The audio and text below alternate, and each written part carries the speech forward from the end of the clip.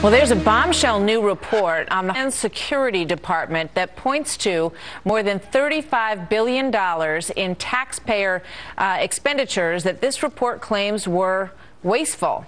Among them, this one example, there are many examples in this report, but $1,000 in entrance fees per person for a zombie apocalypse, she said, summit in San Diego. That was meant to simulate a real-life terrorist attack to sort of practice the reactions, and the zombie bit was just sort of the vehicle for practicing preparedness in that case. $257,000, here's another example, for an armored truck in Fargo, North Dakota, a city that has no more than 2 murders happen each year. But they've got this huge armored truck that was extremely expensive. The truck so far has been used for training purposes and for appearances at an annual picnic. An Easter egg hunt or something like that was where they brought out the armored truck, and $98,000 for an underwater robot in Columbus. Apparently there's not a lot of water in the area where they have that underwater robot. So those are just some samples of some of the stuff on here that was found to be wasteful in this report. I'm joined now by Oklahoma Republican Tom Coburn. He's the senator behind this report. He has dedicated a lot of his career to trying to find the wasteful programs that exist in Washington.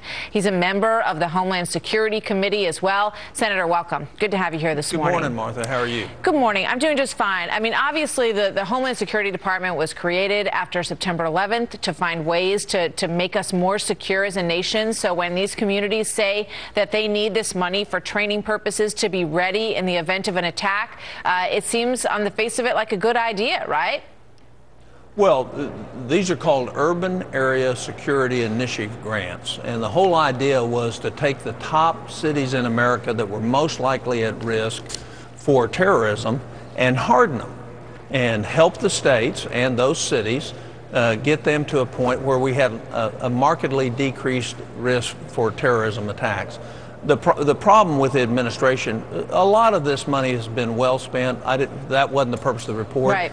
The purpose of the report is to show that, number one, is we don't have any metrics or measurement to say how our money's being spent, so we're not following it well, as outlined by the examples that you gave. Number two is this at one time expanded to over 60 cities, which is ridiculous. Number three is a lot of the money is being spent not for hardening those cities and preparing for the future, but to pay everyday expenses, which is not the purpose of the grants.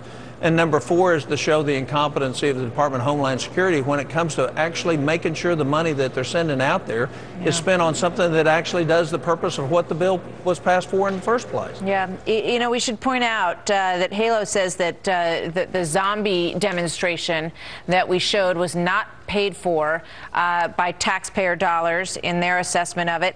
And this is in San Diego. In September, the police officers and rescue workers were allowed to use a Homeland Security grant money to cover the cost of a 5-day counterterrorism conference that was held at the Paradise Point Resort and Spa. $1,000 conference fee, and it included the zombie apocalypse demonstration in which first responders zapped 40 actors dressed as the undead. We're looking at video of this. You know, what's your reaction to the fact that they say there were no taxpayer dollars used? Well, that's not. All money's fungible. What we do know is that this government, and specifically the Department of Homeland Security, is not doing a good job in managing grants and making sure the money that, based on the application of the grant, is spent the way it was supposed to.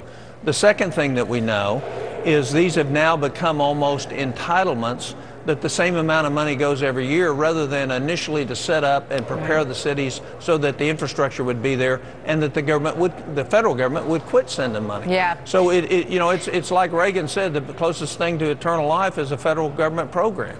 And so in the light of where we are today, this government sends $800 billion a year out in grants.